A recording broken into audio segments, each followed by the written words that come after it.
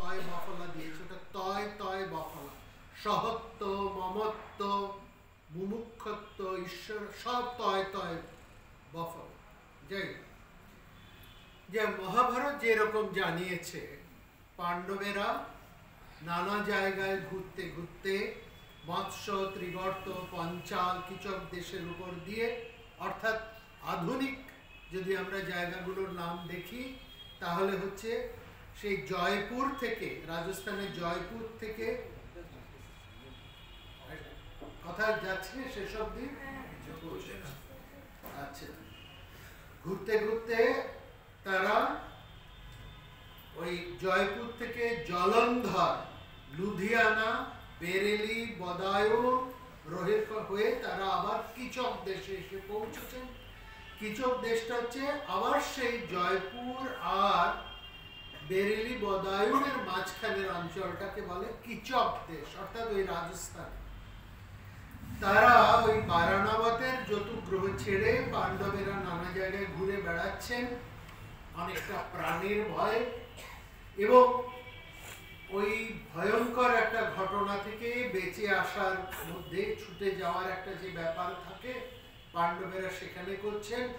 কখনো তারা জননীকে নিয়ে হেঁটে যাচ্ছেন, কখনো জননীকে কাঁধে করে এইভাবে ছুটে যাচ্ছেন, এবং দেশ কালের মধ্যে দিয়ে তারা যাচ্ছেন। কখনো একটু সুস্থভাবে হেঁটে যাচ্ছেন, কখনো ধীরে চলছেন, কখনো দৌড়ে ছুটে ছুটে যাচ্ছে।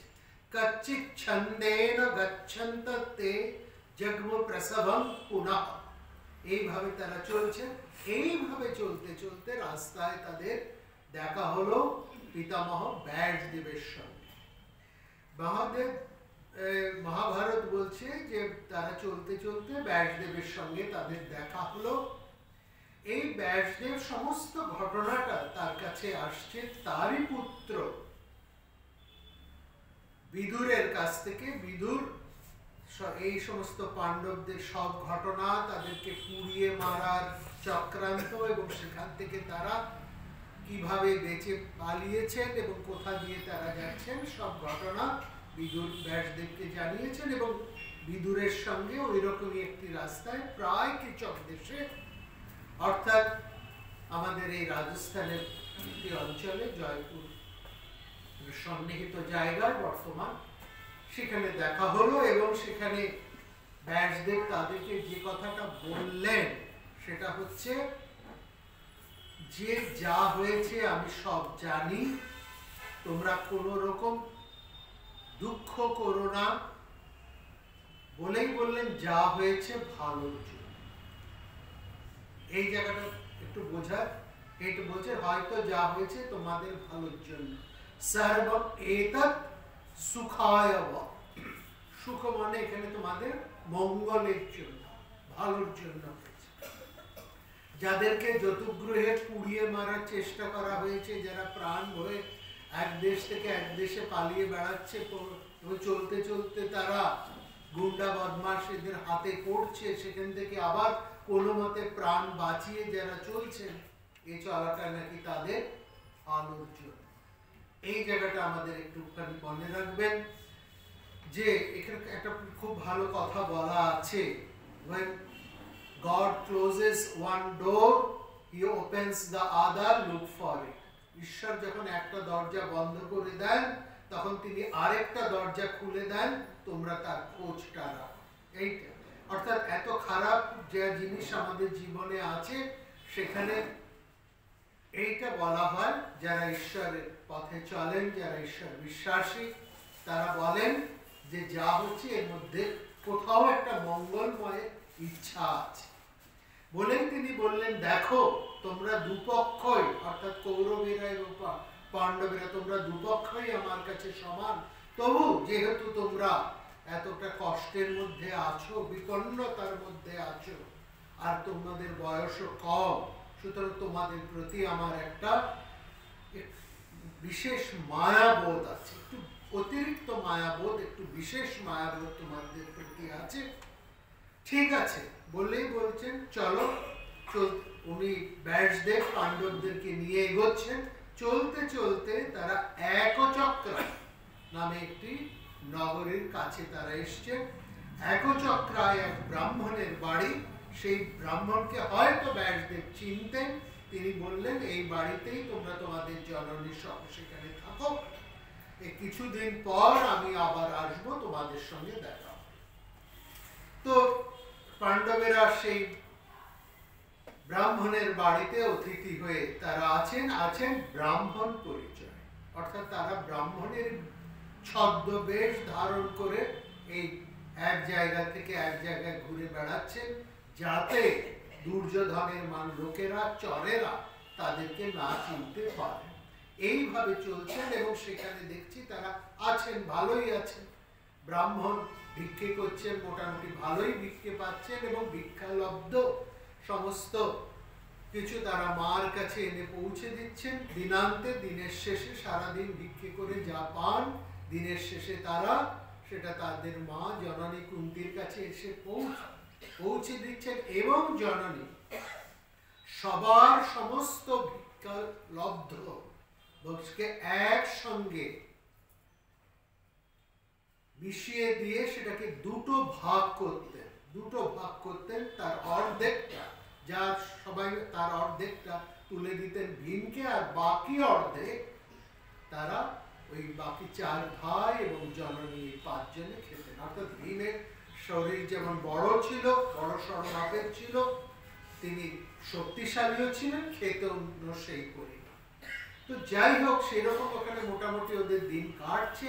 একদিন এরকম ভিক্ষাতে তারা যখন বাড়ি ফিরে এসেছেন, খেতে বসেছেন, এরকম সময় যে ব্রাহ্মণের আশ্রয়ে তারা আছেন, তাদের পাশেই তাদের আশ্রয়দাতা থাকেন, সেই বাড়ির থেকে একটা কান্নার শব্দ সেখান থেকে এলো। কুন্তী বললেন, কি ব্যাপার, কি হয়েছে ওদের বাড়িতে, এরকম কান্না কেন? এদের বাড়িতে আমরা নির্ভয়ে এতদিন কাটাচ্ছি অজ্ঞাতবাসের মতন, আমাদের খোঁজ নিয়ে দেখা উচিত তাদের কি হয়েছে।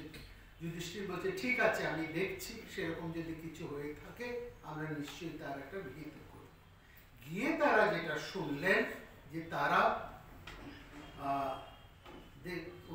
যুধিষ্ঠির বলছেন, আপনি বরং যান, কুন্তীকে বললেন আপনি বরং যান, গিয়ে খবরটা দেখুন কি হয়েছে ওদের, আমাদেরকে বলুন, দেখা যাক ওদের কি বিপদ হয়েছে, তার থেকে আমরা তাদেরকে মোটামুটি রক্ষা করার একটা চেষ্টা করব। কুন্তী দ্রুত সেই বাড়িতে গেলেন এবং তার বর্ণনা মহাভারত দিচ্ছে কিরকম ভাবে গেলেন, এত ছুটে গেলেন। সেখানে বলছেন, বিবেশ তরিতা কুন্তী বন্ধ বৎসেব সৌরভী। সৌরভী কথার মানে হচ্ছে যার থেকে সুরভি। সুরভি হচ্ছে গরুদের, গাভীদের যে জননী, তাকে বলা হয় সুরভি। সুরভির সন্তান হচ্ছে সব সৌরভী। হ্যাঁ, বলছেন একজন গাভী যেমন তার বাছুরের ডাক শুনে ছুটে, ব্যস্ত সমস্ত হয়ে ছুটে যায়, ঠিক সেই রকমই দ্রুততার সাথে কুন্তী সেই ব্রাহ্মণের বাড়িতে ছুটে গেলেন। গিয়ে সেখানে শুনলেন ব্রাহ্মণ, যে ব্রাহ্মণের আশ্রয়ে ছিলেন, তিনি বলছেন, প্রায় একটা হতাশ করছেন। তিনি বলছেন যে জীবনে সাধারণ গৃহস্থ আমি তো কোনো মুক্তির চিন্তা করিনি, জীবনে ধর্ম অর্থ কামের সেবা করে এই সংসার নিয়ে আমি বসবাস করছি, কিন্তু এই সুখভোগ বোধহয় আমার কপালে নেই। বিধাতা যেন একটা পেরেক পুঁতে রেখেছেন আমার জীবনের মধ্যে।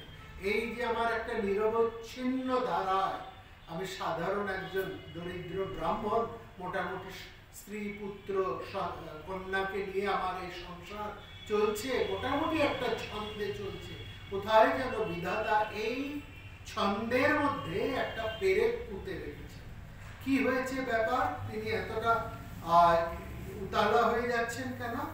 আসলে এই ব্রাহ্মণরা যেখানে থাকেন, যেখানে কুন্তী এখন এখানে এসে উপস্থিত আছেন, সেখানে সেই গ্রামের প্রান্তে একটা বন আছে। সেই বনে যে অঞ্চলে তারা থাকেন, হ্যাঁ, সেইখানে শব্দ বলছে সেটা যেন একটা কান্তার। এই কান্তার শব্দটার অর্থ হচ্ছে কাঁটা গাছ। আপনারা ওই কবিতাটা নিশ্চয়ই জানেন, দুর্গমগিরি কান্তার মরু, দুর্গমগিরি এবং মরু প্রদেশের মধ্যে কাঁটা বেছানো আছে। কান্তার শব্দের মধ্যে কোনো কান্তা কান্তার এরকম আরাম ব্যাপার নেই, ওটা হচ্ছে কাঁটা বিছানো পথ। বলছেন এই যে কান্তা, বলছেন যে আমার সেই ভয়ঙ্কর কান্তার প্রদেশের মধ্যে আমি বাস করছি। কারণটা কি? ওইখানে যে রাজা, এই অঞ্চলের রাজা যিনি অধিপতি, তিনি সেরকম সুশাসক নন, একটু দুর্বল। রাজা যদি দুর্বল হয়, আমরা এটা জানি যে সেখানে কি হয় না, বেশ কিছু লোক তারা নিজেরাই শাসক হয়ে বসে এবং তারা তাদের ইচ্ছে মতন জায়গাটাকে নিজেদের মতন ভাগ করে নেয়। এই অভিজ্ঞতা আমাদের কম বেশি আছে। হ্যাঁ, এলাকা দখল করে তারাই তাদের শাসন সেখানে চালায়। তো সেই রকম একটা শাসন চালাচ্ছে, তার নাম হচ্ছে বক। বক, এই বক নামটা শুনে করবেন না, কারণ মহাভারতে একজন মুনি আছেন, বিখ্যাত মুনি, তার নাম হচ্ছেন বক। বক নামটা তখন মুনিদেরও হতো, এই গুন্ডা বদমাস মাস্তান যারা, তাদেরও হতো, এটা একটা কমন নাম বক। সেই বক, তাকে বলা হতো রাক্ষস। রাক্ষস কেন? গতদেব পর্বে আমরা বলেছি কাদেরকে রাক্ষস বলা হয়। রাক্ষস বলতে ওই টিভিতে যে বড় বড় দাঁতওয়ালা, শিংওয়ালা, হ্যাঁ, এইরকম বড় বড় নৌকলা, এসব নয়। অর্থাৎ মাস্তান, সোজা কথা, এরা হচ্ছে হুলিগ্যান্স।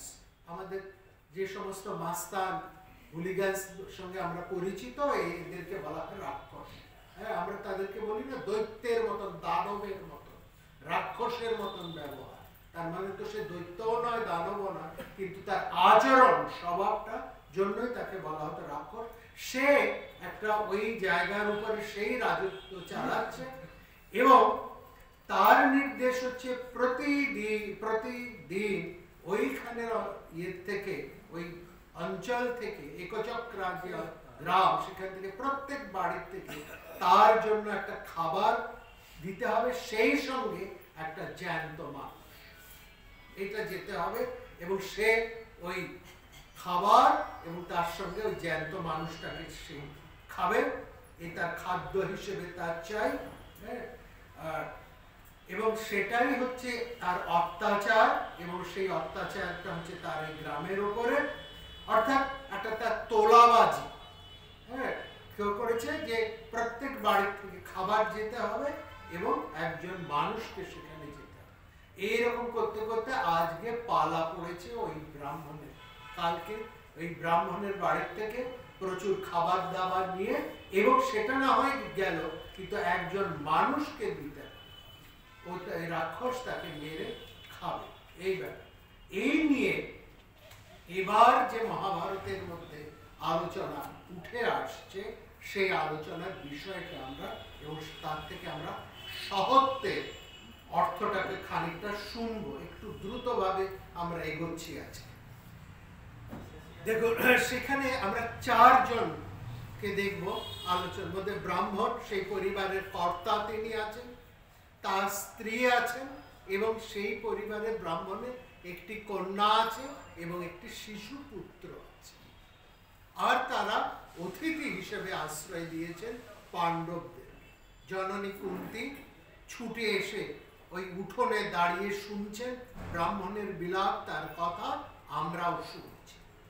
তো সেই ব্রাহ্মণ বিলাপ করছেন যে কাকে কে যাবে, আছে তো চারজন, হয় ব্রাহ্মণকে যেতে হবে, নয় ব্রাহ্মণের স্ত্রীকে যেতে হবে, না হলে তার কন্যাকে যেতে হবে, না হলে শিশু পুত্র। এই চারজনে একজনকে সেই বক রাক্ষসের খাদ্য হিসেবে কালকে খাবারের সময় তাকে যেতে হবে।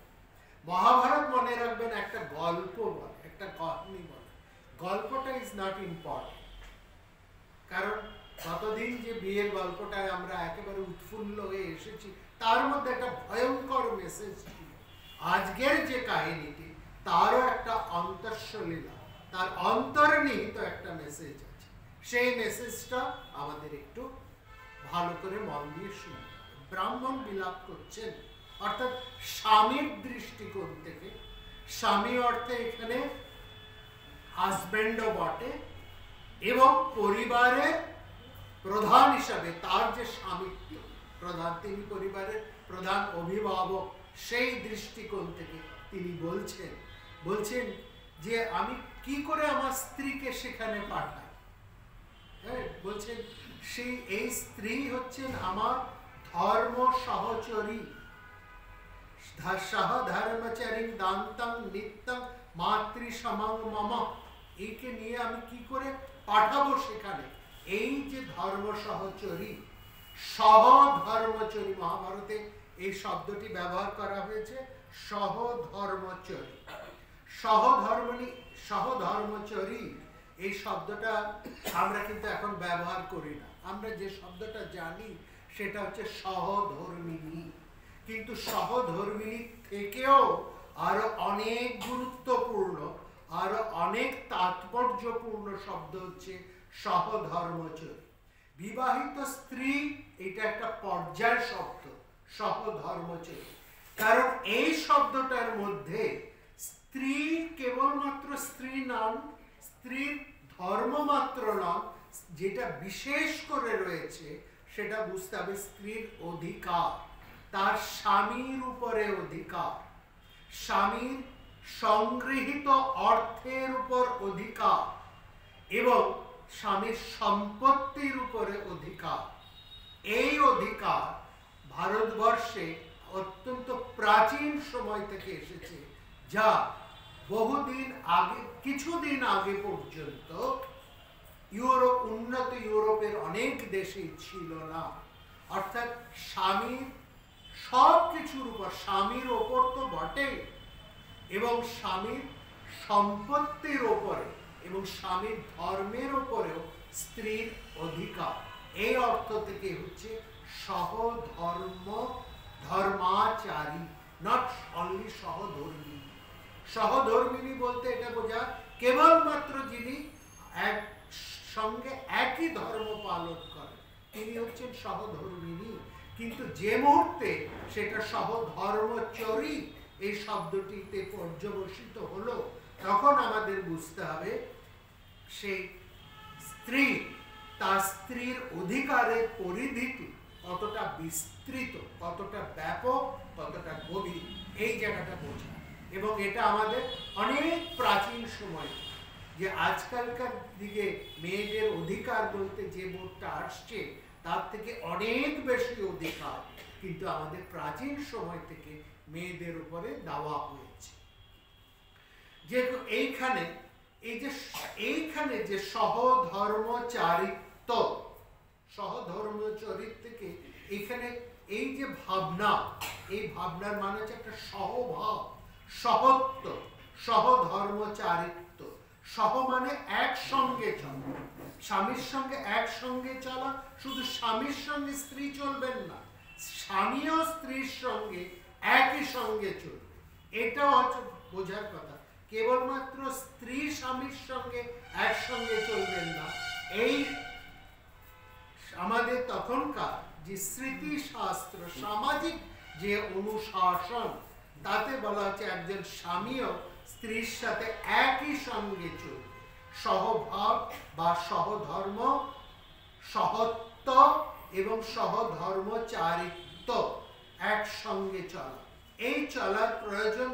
এটা আমরা দেখছি শতপথ ব্রাহ্মণের মধ্যেও এটা রয়েছে, এবং সেখানে পরিষ্কার করে শতপথ ব্রাহ্মণে আমরা প্রথম পাই যেখানে বলা হচ্ছে একজন পুরুষ অর্ধেক মাত্র, যে মাত্র একজন পুরুষ তার স্ত্রীর সঙ্গে যুক্ত হলে তখনই তিনি দুই অর্ধ এক হল।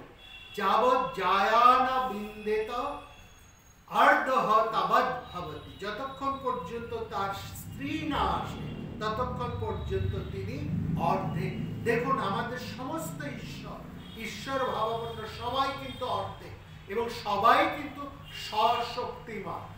শিবের সাথে পার্বতী বা কালী, কৃষ্ণের সঙ্গে রাধা, বিষ্ণুর সঙ্গে লক্ষ্মী, এক ব্রহ্মের সাথে ব্রহ্মাণী, রুদ্রের সাথে রুদ্রাণী। আমাদের ঠাকুর রামকৃষ্ণের সঙ্গেও তার শক্তি, সশক্তিকভাবে তার আবির্ভাব। এইখানে আমাদের মা, তিনি কোনো অর্থেই কেবলমাত্র ঠাকুরের সহধর্মিনী নন, তিনি সহধর্মচরী। অর্থাৎ স্বামীর ঠাকুরের উপর মার সমস্ত বিষয়ে অধিকার, এবং ঠাকুরও মার সাথে একই পথে সহযাত্রী, যার জন্য ঠাকুর বলছেন আমি আর কি করেছি, তোমাকে এর থেকেও বেশি করতে হবে, এই সহধর্মচারিত্ব। এবং সেখানে মহাভারতের মধ্যে এই ব্রাহ্মণ বলছেন যে যে এই স্ত্রীর সাথে সেই ব্রাহ্ম বিলাপ করে বলছেন আমি কি করে তোমাকে সেই রাক্ষসের কাছে পাঠাই, আমি যাব, তোমাকে তো আমি পাঠাতে পারবো না। কারণ তিনি বলছেন যে তোমার অভিভাবকেরা, তোমার বাবা মারা, তো আমার গুরুজনেরা তোমাকে আমার গার্হস্থ ভাগিনী করে দিয়েছিলেন। জাস্ট নোট দ্য ওয়ার্ড গার্হস্থ ভাগিনী, এই শব্দটি গৃহ ধর্মের মধ্যে যিনি থাকেন তিনি হচ্ছেন গৃহস্থ, তিনি যে পরিসরের মধ্যে থাকেন সেটাকে বলা হয় গার্হস্থ। এবং এই গার্হস্থ ধর্মে, গার্হস্থ পরিসরে যিনি আরেকজন আমার সঙ্গে অংশভাগ, স্বামীর সঙ্গে স্ত্রী এবং স্ত্রীর সঙ্গে স্বামী, এই উদ্দেশ্যকে বলা হয় গার্হস্থ ভাগী বা গার্হস্থ ভাগিনী। বলছেন আমার সমস্ত গুরুজনেরা তোমাকে আমার গার্হস্থ ভাগিনী করে দিয়েছিলেন, এবং দেবতারাই তোমাকে আমার চিরকালের সখা, চিরকালের সখা বলে নির্বাচন করে দিয়েছেন।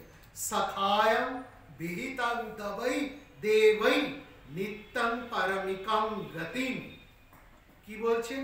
সখায়ং বিহিতাং, সখা করে দিয়েছেন। দেখুন এখানে বলেননি যে সখী করে দিয়েছেন, বলছেন সখা। শব্দটা লক্ষ্য করবেন, ঐতরেয় ব্রাহ্মণের মধ্যে এই কথাটি রয়েছে, সেখানে পরিষ্কার করে বলছেন সখা জায়া। জায়া মানে স্ত্রী, স্ত্রী হচ্ছেন তার স্বামীর সখা। সখী বলছেন, এই সখা শব্দটা কিন্তু পুল্লিঙ্গ শব্দ, কিন্তু ঐতরেয় ব্রাহ্মণ কিংবা মহাভারত একে স্ত্রী বলার সময় কিন্তু তাকে স্ত্রীলিঙ্গে পর্যবসিত করেননি। তার মানে পুরুষে পুরুষে যে গভীর বন্ধুত্ব হয়, সেই বন্ধুত্বের পরিণামই একজন স্বামী আকাঙ্ক্ষা করছেন তার স্ত্রীর কাছে। অর্থাৎ এইখানে বুঝতে হবে স্ত্রীকে সমমর্যাদায় তুলে নিয়ে আসছে একজন পুরুষ। এই ভাবনাটা কোথা থেকে আসছে? এটা বলা হয় যে পুরুষ যেন একটু উন্নত পড়াশুনো, স্ত্রী বোধহয় অতটা পড়াশুনো জানেন না, তিনি হয়তো একটু অনুন্নত। যদি তিনি অনুন্নত হন, তাহলে স্বামী হিসেবে একজন পুরুষের প্রধান কর্তব্য হচ্ছেন তার সহধর্মচরীকে তার সমান করে তুলে নেওয়া। এটা আমরা ঠাকুরের জীবনে অত্যন্ত স্পষ্টভাবে দেখি। তিনি মাকে সমস্ত কিছু একটু একটু করে শেখাচ্ছেন, কোন রান্নায় কোন মশলা দিতে হয় সেখান থেকে আরম্ভ হয়ে কার সাথে কি ব্যবহার করতে হয়। এবং ভালো করে লক্ষ্য করুন, ঠাকুর শেষ উপদেশ মাকে বলছেন, এই শরীর চলে গেলে তুমি কামার পুকুরে থাকবে, শাক বুনবে, কিন্তু কারো কাছে হাত পাতবে না। এই যে তুলে নেওয়া, নিজের সমত্বের মধ্যে তুলে নেওয়া, এইখানে হচ্ছে সখা এই শব্দের গুরুত্ব। এবং সেখানে বলছে সখা জায়া, স্ত্রীকে একেবারে সখার পর্যায়ে তুলে নিচ্ছে। অর্থাৎ পুরুষের মধ্যে যে গরিমা আছে, সেই গরিমা একজন পুরুষ তার স্ত্রীর মধ্যেও আরোপ করে তাকে তুলে দিচ্ছে। অর্থাৎ দেবতারা দুই স্ত্রী পুরুষকে একসঙ্গে করে দিচ্ছে, সখায়ং বিহিতাং দেবৈ, দুজনকে একই জায়গায়, একই ভূমিতে, একই মর্যাদা প্রতিষ্ঠা করছে। এবং ব্রাহ্মণ বলছেন, এরপরে বলছেন এইভাবে তো আমি তোমাকে ছেড়ে দিতে পারি না, তুমি তো আমার জীবনের সখা স্বরূপ, সহধর্মচারী। তারপরে তাহলে পরে কে যাবে? মেয়ে। তারপর দৃষ্টিকোণ হচ্ছে তাহলে কি মেয়ে যাবে? বলছে এই অবিবাহিতা যে কন্যা, কুমারী কন্যা, তাকে কি করে দেব? সেখানে যে কথা বলছেন, বলছেন এই মেয়েটি যার এখনো কিশোর অবস্থায় রয়েছে, যার শরীরের মধ্যে এখনো নারীত্ব ফুটে ওঠেনি, এবং যাকে বিধাতা একজন পিতা তার কন্যাকে কোন দৃষ্টিতে দেখছে দেখুন, বলছেন যাকে বিধাতা আমার হাতে ন্যাস মাত্র করে রেখে দিয়েছে। হ্যাঁ, বলছেন ন্যাস মাত্র করে রেখে গেছে, মানে এই কন্যা যেন আমি তাকে গচ্ছিত, ন্যাস শব্দের অর্থ হচ্ছে গচ্ছিত রাখা, অন্যের বাড়িতে তাকে পাঠাতে হবে। এই কন্যা যেন আমার নয়, পিতামাতা তাকে লালন পালন করে শিক্ষিত করে তুলে দেন অন্য গৃহের জন্য। এই দৃষ্টিকোণ থেকে দেখবেন সবার, সমস্ত পিতায়, সমস্ত জননী তার কন্যাকে মানুষ করে তোলেন, তাকে শিক্ষিত করে তোলেন আরেকজনের হাতে, আরেকটি পরিবারের হাতে তুলে দেবার জন্য। সেই অর্থ থেকে বলছেন এই বিধাতা যেন আমাকে নিক্ষিপ্তাং ন্যাসং ধাত্রা মহাত্মানা, অন্যের হাতে তুলে দেবার জন্যই যেন আমার হাতে গচ্ছিত রেখেছে। কালিদাসের শকুন্তলা, সেখানে যদি আপনারা একটু দেখেন, সেখানে দেখবেন কালিদাসের কর্ণমুনি যখন শকুন্তলাকে বিয়ে হয়ে যাচ্ছে, তখন কর্ণমুনি বলছেন যে গচ্ছিত ধন তার সঠিক অধিকারীর কাছে ফেরত দিতে পারলে মনে যে শান্তি আসে, শকুন্তলাকে তার স্বামীর ঘরে পাঠিয়ে আমি সেই শান্তি পেয়েছি। জাত মামায়াং বিশদ প্রকামং প্রত্যার্পিত ন্যাস ইবান্তরাত্মা। ভালো করে ভেবে দেখুন, আজকের দিনেও বাবা মায়েরা, সে মেয়ে যতই শিক্ষিত হোক, যতই সে প্রতিষ্ঠিত হোক, যতই সে উপার্জনশালিনী হোক, চাকরি বাকরি যাই করুক না কেন, যতই সে বড় হোক না কেন, অর্থনৈতিকভাবে অন্য কোনোভাবে তার যতই সুরক্ষা প্রতিষ্ঠা থাকুক না কেন, বাবা মার একটা অন্তর লালসা থাকে কন্যাকে সংসারী হিসেবে দেখা, এবং সে তাকে একটা ভালো জায়গায় পাত্রস্থ করার পর বাবা মা যেন একটা শান্তি বোধ করে। অর্থাৎ বাবা মা সবসময় একটা আশঙ্কা থাকে, এবং এই মেয়েটি যেখানে আমি দিচ্ছি সুখে থাকবে তো, ভালো থাকবে তো, এর মধ্যে থেকে বাবা মার এই ভাবনাটাই যেন থাকে, যা মহাভারতের মধ্যে আমরা দেখলাম, যা কালিদাসের রচনার মধ্যে দেখলাম, যেন অন্যের বাড়িতে তাকে তুলে দেবার জন্যই তাকে যেন আমি এতদিন প্রতিপালন করেছি। এ যেন আমার সম্পত্তি নয়, অন্যের সম্পত্তি, অন্যের সম্পত্তিকে যা আমার কাছে গচ্ছিত ছিল, এই গচ্ছিত শব্দের অর্থ হচ্ছে ন্যাস, তাকে আমি উপযুক্ত অধিকারীর হাতে তাকে আমি তুলে দিতে পেরেছি। এই শান্তিটা বোধ করে যখন মেয়ের একটা ভালো বাড়িতে বিয়ে হয়, সে যখন ছেলে মেয়ে নিয়ে সুখে থাকে, আনন্দে থাকে, মেয়ের এই সুখ দেখে বাবা মা অনেকটা স্বস্তি বোধ করে, সুখ বোধ করে আজকের দিন। অর্থাৎ এখানে আরেকটা ভাবনা কাজ করে, এই সন্তানের মধ্যে দিয়ে, আমরা আগের দিন আলোচনা করেছি সন্তান শব্দের মধ্যে মেয়েও আছে, ছেলেও আছে, এই সন্তানের মধ্যে দিয়ে সে পিতা মাতা যেন অমৃত হয়ে বা বেঁচে থাকতে চান। অর্থাৎ ভবিষ্যতে নাতি নাতনিরা এসে তাকে স্মরণ করবে, নাতি নাতনিদের মধ্যে দিয়ে পুত্রের ঘরে অথবা কন্যার ঘরে অথবা উভয় ঘরের নাতি নাতনির মধ্যে দিয়ে তিনি অমৃত হয়ে থাকবেন। মানুষ জানে সে বাঁচবে না, তার শরীরটা চলে যাবে, কিন্তু সে বেঁচে থাকবে তার সন্তানের মধ্যে দিয়ে, সে বেঁচে থাকবে তার নাতি নাতনির মধ্যে দিয়ে। এই জন্য নয়টি নয়টি করতে করতেই আমাদের এই নাতি শব্দটি এসছে। তখন বলছি, একে আমি কি করে ওই রাক্ষসের হাতে, একটা বদমাসের হাতে আমি তুলে দিতে পারি? এ তো আমার সম্পত্তি নয়। যেমন স্ত্রীকে আমার বিধাতা আমার হাতে তুলে দিয়েছেন আমার সহধর্মচারী হিসেবে, যে আমার এই গর্ভস্থের অংশ ভাব, তাকে আমি যেমন তুলে অন্য কারকভাবে তাকে আমি তুলে দিতে পারি না, এই কন্যাকেও তো আমি তুলে দিতে পারি না, তাতে আমাকেই যেতে হবে। আর আমার পুত্রটি তো শিশুপুত্র, একেবারে বালক, তার তো এখনো কোনো জ্ঞানগম্যই হয়নি, তাকে আমি কি পাঠাবো? এইরকম ভাবে তিনি বিলাপ করছেন। এবার দেখো স্ত্রীর দৃষ্টিকোণ থেকে, স্ত্রী বলছেন তুমি কেন যাবে, আমি যাব, তুমি থাকো। বলে স্ত্রী বলছেন দেখো, তুমি যদি চলে যাও আমার এই ছেলে মেয়েরা মানুষ হবে, তুমি যদি না থাকো, স্বামী যদি না থাকো, তাহলে আমি কি করে এই ছেলে মেয়েদেরকে মানুষ করব? একটা ব্যাপার থাকে, স্ত্রী যদি অর্থনৈতিকভাবে, অর্থাৎ তিনি যদি একেবারে হাউস ওয়াইফ থাকেন, তাহলে তার পরিবার পালন করবেন কি করে তার স্বামীর উপর, স্বামী যদি না থাকে, এটা তো আমরা বুঝতেই পারি। কিংবা তিনি তার যদি আর্থিক সচ্ছলতা থাকেও, স্বামী যেন কোথায় আজকের দিনেও স্বামী যেন কোথাও তার একটা রক্ষক হিসেবে একটা সিকিউরিটি পায়, অর্থাৎ স্বামী না থাকলে যেন বাইরের একটা দুষ্ট দৃষ্টি, একটা দুষ্ট হাত তার দিকে আসতে পারে। তার পক্ষে আজকে সমাজ যতই উন্নত হোক না কেন, একলা একজন মহিলা তার ছেলে মেয়ে নিয়ে তাদেরকে ঠিকঠাক ভাবে মানুষ করা, চলা এখনকার দিনেও একটু কষ্টকর। সেই সময় তো আরেকটা আরো বেশি ছিল।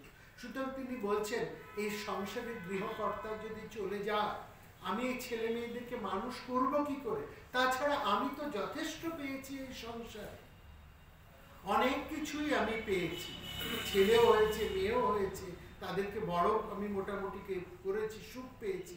আর তুমি যদি বেঁচে থাকো, তার স্বামীকে বলছে, তাহলে এই সংসারটা রক্ষা পায়, ভেসে যাবে না অন্তত, হ্যাঁ, বরং আমি যাই সেই বক রাক্ষসের খাদ্য। এরকম সময় মেয়ে বলছে, মেয়ের দৃষ্টিকোণ থেকে বা এটাকে মহাভারত দেখাচ্ছে, বলছে যে দেখো দুদিন বাদে তো তোমরা আমাকে অন্য বাড়িতে দিয়েই দেবে, এই বাড়ি তো আমার চিরকালের নয়, আমাকেই বরং ওই রাক্ষসের হাতে তুলে দাও, একই ব্যাপার, আমি তো এই বাড়িতে থাকবো না, তাহলে তুমিও বাঁচো, মাও থাকে, কারণ ভাইটা ছোট, যদি মা চলে যায়, বাবা চলে গেলে আমাদেরকে কে রক্ষা করবে, কিভাবে আমাদের সংসার চলবে, এটা যেমন যুক্তিকর, ঠিক সযুক্তি। মা যদি চলে যায়, ভাইটাকে কে মানুষ করবে, কিভাবে তুলবে, ভাইটা বাঁচবে কি করে, এত ছোট ভাই। তার চাইতে আমি যদি চলে যাই, তাহলে সব দিকই রক্ষা হবে, কারণ একদিন না একদিন এই সংসার ভেবে তো আমাকে চলে যেতেই হবে। তাহলে এইরকম যখন প্রশ্ন নিয়ে আলোচনা হচ্ছে, তখন আমরা জানি সেখানে কুন্তী ছুটে এসেছেন এবং বলছে তোমাদের কোনো চিন্তা নাই, আমার ছেলেরা আছে, রক্ষা করবে। এবং আমরা জানি তারপরে ভীমই সেখানে গিয়েছিলেন এবং ভীমের হাতে সেই বক রাক্ষস মারাও পড়েছিলেন এবং ব্রাহ্মণেরা রক্ষা পেয়েছিলেন। কিন্তু এখান থেকে, এই কাহিনীর থেকে যে বিষয়টি আমাদের আজকের আলোচনার বিষয়, আমি 5 মিনিট আপনাদের থেকে বেশি সময় নেব, 7:35 শেষ করবো আমি, সেটা হচ্ছে এই যে এখানে আমরা একটা পাচ্ছি সহত্বের সত্য, স্বামীর দিক থেকে সহত্ব, স্ত্রীর দিক থেকে সহত্ব, এবং কন্যা তার দৃষ্টির সবাই তার জন্য একটা সহত্বের কথা। সহত্ব মানে শহীদ, কারোর সঙ্গে থাকা, এই সব। দেখুন এই সহত্বের ভাবনাটা আমাদের প্রাচীন সময়, আমি এখন একটি মন্ত্র উচ্চারণ করছি এবং শেষ করবো আরেকটি মন্ত্র উচ্চারণ করে, সেখানে দেখুন এই সহত্বের ভাবনাকে কেমন ভাবে তুলে ধরা হয়েছে। আপনারা এই শান্তি মন্ত্রটা প্রায় সবাই কম বেশি জানেন বা শোনেন, এই বিভিন্ন জায়গায় উচ্চারিত হয়। ওম সহনাভবতু সহন অবতু সহন ভুনক্তু সহ বীর্যকরমাবহৈ नो तेजस्वी अधितमस्तु मा विद्विषावहै। ओम शांति शांति शांति। এই সহ, সহ মানে একসাথে, এটা কৃষ্ণ যজুর্বেদীয় শান্তি বচন। সেখানে সবাই আমরা প্রার্থনা করছি শান্তি যাতে আসে। কিভাবে শান্তি আসবে? এই শান্তি আসার প্রথম শর্তটাই মন্ত্রের মধ্যে বলা হচ্ছে সহ, মানে একসাথে। সহ নৌ, নৌ শব্দের অর্থ হচ্ছে আমাদেরকে, অবতু আমাদেরকে রক্ষা করো, একসাথে আমাদেরকে রক্ষা করো। এই প্রার্থনা কারা করছে? গুরু আর শিষ্য, টিচার এবং স্টুডেন্ট দুজনে দাঁড়িয়ে পড়া পাঠ শুরু হবার আগে তারা দুজনে একসঙ্গে দাঁড়িয়ে এই শান্তি মন্ত্র পাঠ করে। এটা পাঠ করতে গেলে আজকালকার স্কুল টুল পড়াশোনার জায়গায় জানো একটু আমাদের মাস্টারমশাইরা এখন বোধহয় এটা প্রতি মুহূর্তেই পাঠ করেন না, ছাত্ররা তাদেরকে পেটাতে আসে, যা অবস্থা চলছে তাকালে। সুতরাং এই মন্ত্র সব মাস্টারমশাইরাই মনে মনে বলছে যে একসাথে আমাদেরকে রক্ষা করো বাবা, ছাত্রগুলোকেও রক্ষা করো, আমাদেরকে সহনৌ অবতু, নৌ মানে আমাদের, দন্তনা ঔকার, সহ একসাথে, নৌ আমাদেরকে রক্ষা করো, একসাথে আমাদের বিদ্যা দান করা, ভুনুক্ত সহনৌ, ভুনুক্ত মানে ফল দাও। কি ফল? এখানে পড়াশোনা করতে বসেছে, বিদ্যা দান করো, এই বিদ্যা ফল দান করো।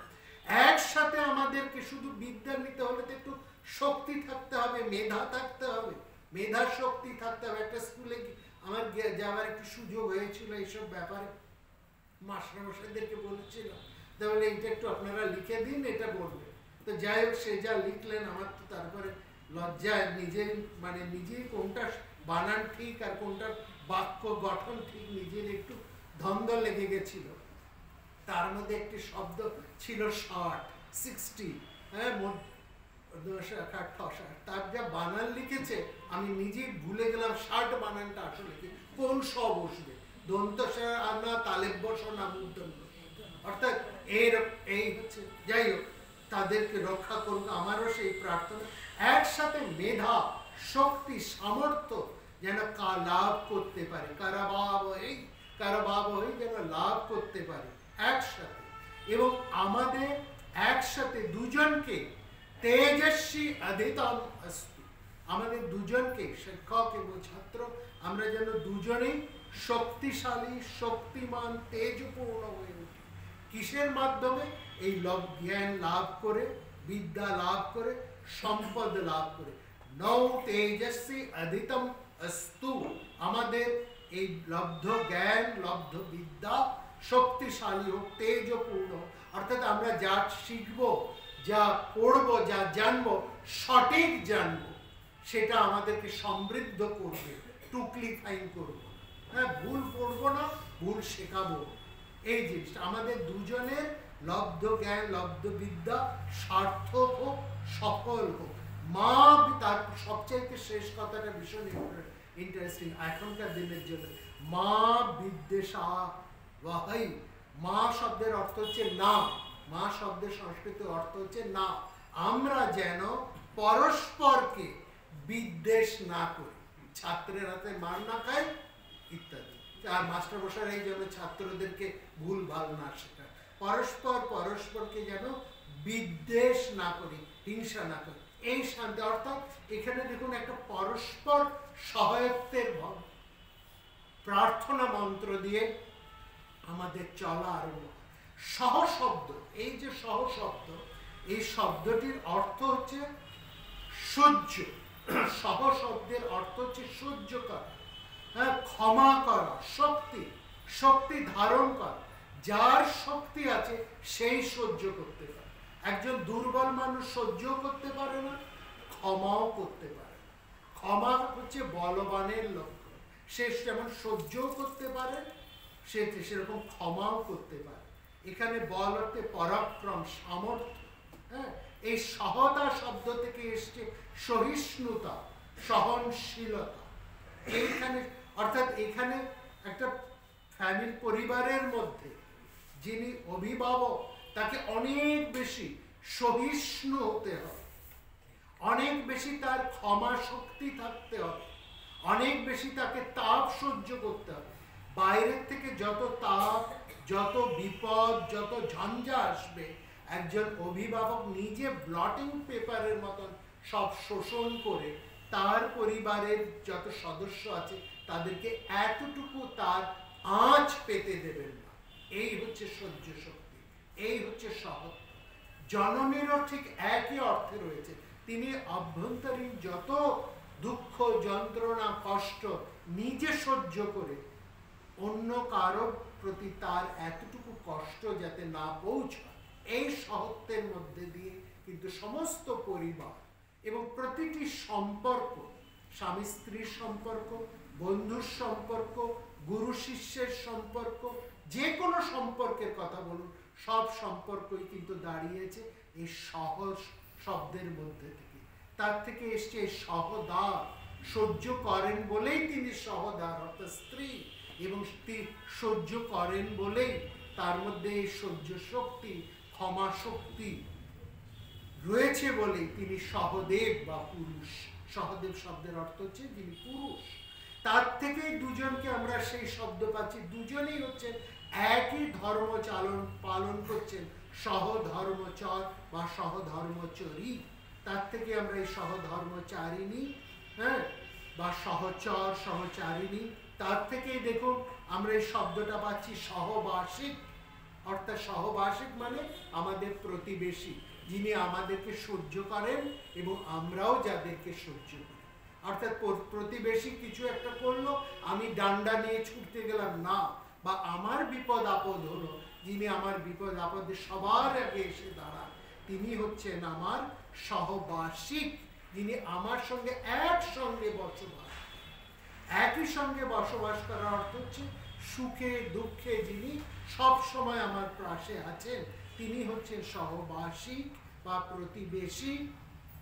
সেই অর্থ থেকে সহকর্মী, সহবাস, সেখান থেকে আছে সহবাস। সেই সহবাস, স্বামী স্ত্রীর যে সহবাস, অর্থাৎ একজন আরেকজনকে সহ্য করছেন, একজন আরেকজনের দোষ ক্ষমা করছেন, একজন আরেকজনকে তুলে ধরছে, সেটার থেকে এসছে বসতি বা সহবসতি। আমরা বলি না বসতি, বসতি শব্দ থেকে অপভ্রংশে এসছে এই বস্তি শব্দটা, যে কথাটা আমরা বলি বস্তি, অর্থাৎ সহবসতি বা বস্তি। এবং তার থেকে সহগমন, সহচরণ, সহমরণ, সহমর্মিতা, সহমর্মী, সমস্ত সহযোগ এবং সহযোগিতা, এই সমস্ত কিছু জীবনের ভাবনার মধ্যে দেখুন এই সহত্ব শব্দটি কিভাবে রয়েছে। এই সহ শব্দের হচ্ছে মধ্যে কি থাকছে? সাদৃশ্য, সাদৃশ্য, সাদৃশ্য থাকছে, অর্থাৎ দুইয়ের মধ্যে একটা সমানতা রয়েছে, দুইয়ের মধ্যে সমানতা। সেখানে স্বামী স্ত্রী হোক, পিতা পুত্র হোক, প্রতিবেশী হোক, ছাত্র মাস্টার মশাই হোক, একজন আরেকজনের সঙ্গে সহযোগিতা, সহমর্মিতা এবং সাদৃশ্যের মধ্যে রয়েছে, এবং তারা সবসময় বিদ্যমান আছে। সহ শব্দের আরেকটি হচ্ছে বিদ্যমানতা, যা সব সময় থাকে, মানে এই অল্প সময়ের জন্য আছে আর বাকি সময়ের জন্য নেই তা নয়। বিয়ের প্রথম 6 মাস হানিমুন পিরিয়ডের মধ্যে আছে, তারপর হারিয়ে যাবে তা কিন্তু নয়, সব সময় থাকবে। আর এই সহত্ব থাকলে, আর তার সহত্বের আরেকটি অর্থ সমৃদ্ধি, অর্থাৎ যে সয় সে রয়, ঠাকুরের কথা। এই জীবনের সমৃদ্ধি বিস্তার ঘটতে পারে এই সহত্বের থেকে। এই যে সহত্বের শব্দটা এর মধ্যে, এই সহত্বকেই বলা হচ্ছে একটা ছন্দময়তা। এই ছন্দের কথা যখন এলো, একটুখানি সামান্য ছন্দের কথা ছুঁয়ে যায়। যেমন বিভিন্ন ছন্দ আছে, এই ছন্দের নামগুলো কি অপূর্ব। একটি ছন্দকে বলা হচ্ছে যে রূপ গোস্বামী তার অপূর্ব কাব্যের মধ্যে শ্রীকৃষ্ণের মুখের বর্ণনা করছে। সেই ছন্দটার নাম হচ্ছে হরিনার্তনা, যেন হরি শ্রীকৃষ্ণ যেন নাচছেন। এই ছন্দের নামই হয়ে গেছে হরিনার্তনা। দুটি ছোট ছোট বাঘ খেলা করছে, দুটো বাঘ শিশু বাঘ খেলা করছে। এই যে ছন্দ, দুটি শিশু বাঘের খেলার যে ছন্দ, তার থেকে দেখবেন একটা ছন্দ উঠছে শার্দুল বিক্রিয়ত, এই একটি ছন্দ চলে এসছে। তারপরে বসন্তের মধ্যে যেই ফুলের কেশর ঝরে ঝরে পড়ছে, তার থেকে যে ছন্দ, সেই ফুলের কেশর ঝরে ঝরে পড়ে সবার গায়ে মাথায় ছড়িয়ে পড়েছে, তার থেকে যে ছন্দ, সেই ছন্দটির নাম হচ্ছে বসন্ত তিলক। শিব মহিম্ন স্তোত্রের কথা আপনারা জানেন, সেটি যে ছন্দে লেখা তার নাম হচ্ছে শিখরণী। কালিদাসের যে মেঘদূত, তার ছন্দের নাম হচ্ছে মন্দাক্রান্তা। এই ছন্দ কিসের মধ্যে থাকে না সমের মধ্যে, সহত্বের মধ্যে। অর্থাৎ একসঙ্গে আমরা সব সুরগুলি যদি একসঙ্গে চলে, তাল না কেটে যায়, তাহলে তার মধ্যে কি থাকে? সমতা, ছন্দ। জীবনটা ছন্দে চলছে, অর্থাৎ তাল কেটে যাচ্ছে না। এই সমত্বের ব্যাপার। শেষ করছি আরেকটি সামবেদীয় শান্তি মন্ত্র দিয়ে। দেখুন এই সমত্বকে কোথায় তুলে ধরেছেন আমাদের শাস্ত্রকারেরা। অনেক কথা সমত্ব নিয়ে বলা যায়। এই ভাবনাটা দার্শনিক একটা অতি উচ্চ স্তরের ভাবনা। অন্তত 7 দিন যদি টানা আমি বলে যাই পরপর, তাও প্রচুর কথা সমত্ব নিয়ে বলা যায়। আজকে শেষ করছি, আর স্বল্প কিছুটা সময় আপনাদের থেকে আমি নেব। সামবেদীয় একটি মন্ত্র আপনাদেরকে আমি শুনিয়েছি, সেটি হচ্ছে কৃষ্ণ যজুর্বেদীয় শান্তি মন্ত্র। শেষ করছি আমরা সামবেদীয় শান্তি মন্ত্র উচ্চারণ। দেখুন এই সমত্বর মধ্যে দিয়ে আমাদেরকে ঋষিরা আমাদেরকে কোন স্তরে তুলে নিয়ে যাচ্ছে। কি বলছে? ওম আপ্যায়ন্তু মমঙ্গানি। আপ্যায়ন্তু মানে পুষ্টি লাভ করুন, পরিপুষ্ট হোক আমাদের। মম অঙ্গানি মানে আমার সমস্ত অঙ্গ সকল, আমার সমস্ত অঙ্গগুলো পরিপুষ্ট হোক। অর্থাৎ আমি যেন চোখে ভালো দেখতে পাই, হ্যাঁ, আমার প্রাণ যেন শক্তিশালী হয়, আমি যেন ভালো কথা বলতে পারি, আমার যেন শারীরিক পুষ্টি, অর্থাৎ আমার সমস্ত অঙ্গ প্রত্যঙ্গগুলো যেন পোলিও আক্রান্তের মতন না, পুষ্ট হয়, সুস্থ সবল হয়। এবং সেই অঙ্গগুলোর কথাই এখানে বলা হচ্ছে। কি কি কোন অঙ্গগুলো পরিপুষ্টর কথা বলছেন? ওম আপ্যায়ন্তু মমঙ্গানি বলেই বলছেন বাক প্রাণ চক্ষু শ্রোত্রম। এইগুলো হচ্ছে একজন মানুষের যেন সবসময় ভালো থাকে, ঠিক থাকে। একজন মানুষ ভালো বা একজন মানুষ সুস্থ, সুস্থ মানে শারীরিক সুস্থ মাত্র নয়, মানসিক দিক থেকেও সে সুস্থ। কি করে বুঝবো? না সে ভালো কথা বলে, তার প্রাণের মধ্যে উচ্ছলতা আছে, প্রাণের মধ্যে শক্তি আছে, বিমর্ষ নয়, সে অবসাদগ্রস্ত নয়, সে ভালো দেখতে পায় এবং ভালো শোনে, ভালো কথা বলে, ভালো জিনিস দেখে, ভালো জিনিস শোনে। অর্থাৎ আমি যেন, এটা আমাদের প্রত্যেকের প্রার্থনা, আমরা যেন ভালো কথা বলতে পারি, ভালো জিনিস দেখতে পাই, ভালো কথা যেন শুনতে পাই, এবং তার ফলে আমাদের প্রাণ যেন সবসময় সবল থাকে, সুস্থ থাকে, শক্তিমান থাকে। এটা হচ্ছে প্রথম মন্ত্র। তারপরে যে কথাটি বলছে ভীষণ গুরুত্বপূর্ণ এবং বেদান্ত শাস্ত্রে, অদ্বৈত বেদান্তের একটি মহাবাক্যের মতো একটা প্রার্থনা, সর্বং ব্রহ্ম ঔপনিষদং। বলছে এই সংসারে যা কিছু আমরা দেখছি সবই ব্রহ্ম। ব্রহ্ম শব্দের অর্থ হচ্ছে বিরাট, যা ব্যাপক, যা বিস্তৃত, যা সবচাইতে বড়, যা সব কিছু ছড়িয়ে আছে, যা কিছু সর্বত্র চৈতন্যময়। অষ্টাবক্র সংহিতার মধ্যে বলা হচ্ছে বোধমাত্র অস্মি। বোধমাত্র, এটা বেদান্ত বাক্যের মূল কথা, একেবারে সার কথা। বোধমাত্র Asmi, I am pure consciousness, নির্বিকল্পে স্থিতির মম। আমার কোনো বিকার নেই, কোনো পরিবর্তন নেই। সেইটাই বলছে সর্বং ব্রহ্ম ঔপনিষদং মাহং ব্রহ্ম নিরুকুশাম। আমি যেন এই বিরাটকে, এই ব্রহ্মকে, এই চৈতন্যকে অস্বীকার না করি। মাম ব্রহ্ম নিরকরাৎ অনিরাকরণম অস্তু।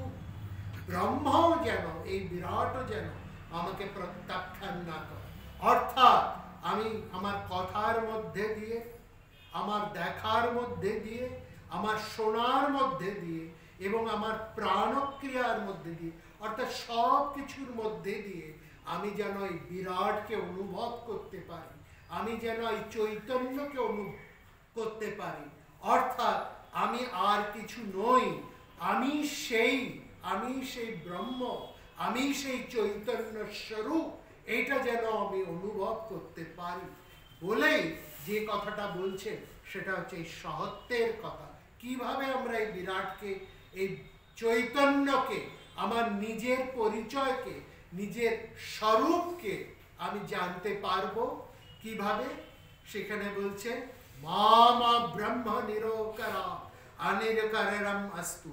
আমাদের পরস্পরের মধ্যে যেন একটা নিত্য সম্বন্ধ, নিত্য যোগ যেন থাকে, বিরাটের সাথে যেন আমাদের একটা অবিচ্ছেদ্য সম্পর্ক থাকে, একটা নিত্য যুক্ততা থাকে। এই নিত্য যুক্ততা, এই নিত্য অবিচ্ছেদ্য সম্পর্ক, এটাই হচ্ছে আমাদের শহীদ। এই শহীদ থেকেই জানবেন আমাদের সাহিত্য এসেছে। একসাথে ভাবুন, এই সাহিত্য শব্দটি এসছে শহীদ থেকে, একসাথে ভাবা, একসাথে চল। এই যে গান, গানের মধ্যে কি আছে? ছন্দ, তাল, লয় একসাথে চলছে।